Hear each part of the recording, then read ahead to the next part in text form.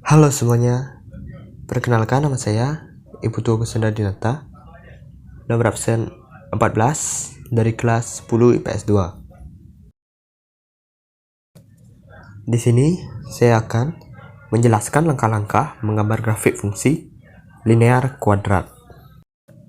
Langkah-langkah dalam menggambar grafik fungsi linear adalah sebagai berikut. Langkah yang pertama yaitu tentukan titik potong terhadap sumbu X dengan syarat Y sama dengan 0, sehingga diperolehlah koordinat A adalah X1, 0. Langkah yang kedua yaitu tentukan titik potong terhadap sumbu Y dengan syarat X sama dengan 0, sehingga diperoleh titik koordinat B yaitu 0, Y1. Dan langkah yang terakhir yaitu hubungkan titik A dan B sehingga membentuk suatu garis lurus. Itulah langkah-langkah dari menggambar grafik fungsi linear. Kita lanjut ke contoh grafik fungsi linear.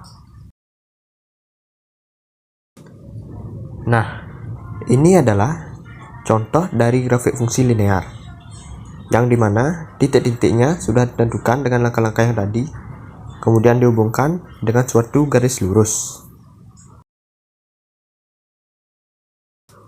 Kita lanjut ke langkah-langkah menggambar grafik fungsi kuadrat.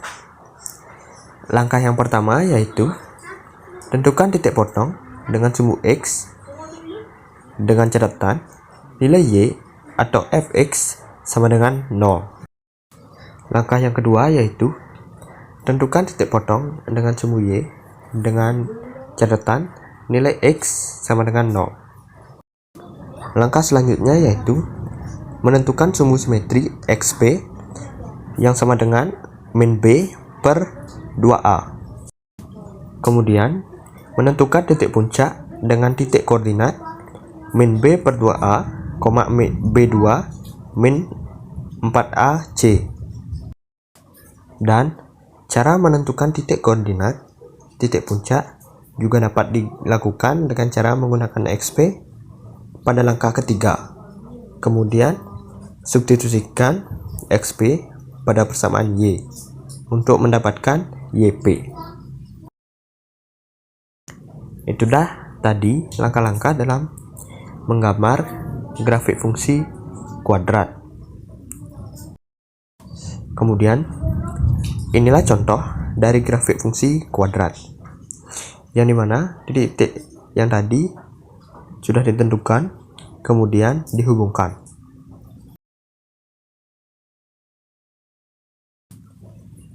Kemudian kita lanjut lagi. Nah, jika kalian ingin membuat grafik fungsi linear kuadrat, maka kalian gabungkanlah kedua cara yang tadi atau kedua langkah-langkah yang tadi.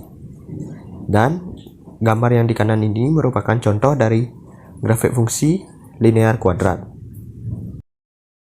Setelah itu, kalian akan menemukan DHP-nya. DHP adalah yang berwarna hijau pada gambar, atau DHP juga disebut sebagai daerah hasil penyelesaian.